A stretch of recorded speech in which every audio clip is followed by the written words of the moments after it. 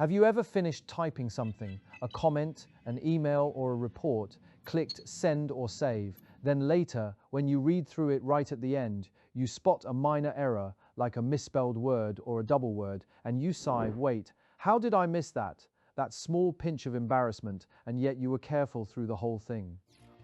How does this happen? Why are we more likely to make errors during the final part of a task? Most people will associate this shortcoming with fatigue, which is sometimes a factor, but what most people don't know is that fatigue is not the main driver. This is a result of a mechanism we call goal gradient effect. The goal gradient effect is a psychological principle stating that people exert more effort and accelerate their behavior as they get closer to a goal. In other words, actions become faster, more frequent, or more vigorous near the end of a task. The goal gradient effect is a concept first introduced by psychologist Clark Hull in 1932. Hull put rats in a straight alley maze with food waiting at the far end, and as he watched them run, he noticed that their speed was not constant across the length of the maze. The rats moved more slowly at the start of the alley and then progressively picked up speed as they got closer to the food box, with the fastest running occurring in the final stretch right before the reward. He published his findings in Psychological Review, arguing that the closer an animal gets to a goal, the stronger the motivation to reach it. Although Hull's research was rooted in animal behavior, and we can't just draw a straight line from rodent running to human reasoning, we do share a fundamental piece of neural hardware. When neuroscientists scanned human brains performing goal-directed tasks, they found similar human behavior. Just like Hull's rats, we start a task slow and cautious, then unconsciously accelerate as the finish line approaches. Our dopamine shifts from fueling raw effort to anticipating near-certain success. This neurochemical shift, prioritizing anticipation over accuracy, narrows attentional breadth and suppresses the brain's error monitoring circuits.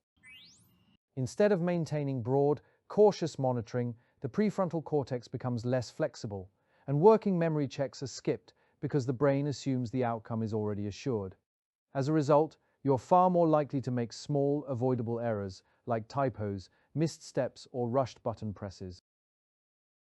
In essence, dopamine prioritizes the rapid capture of the reward over the vigilance needed to prevent tiny mistakes, which is why the finish line can paradoxically be one of the riskiest moments for performance.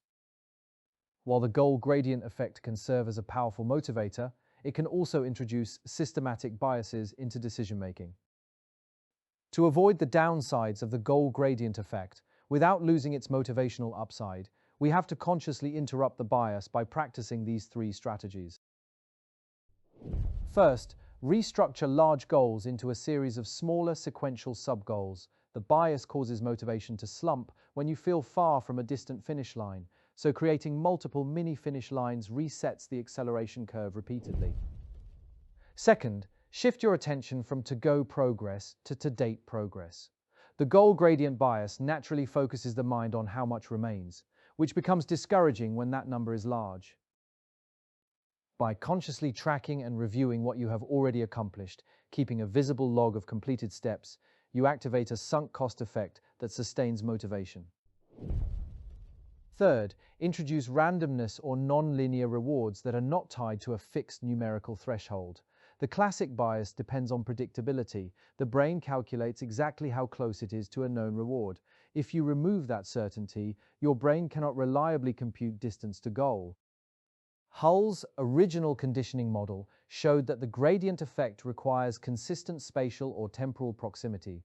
Without a predictable end zone, effort remains steadier and more rational throughout the entire task.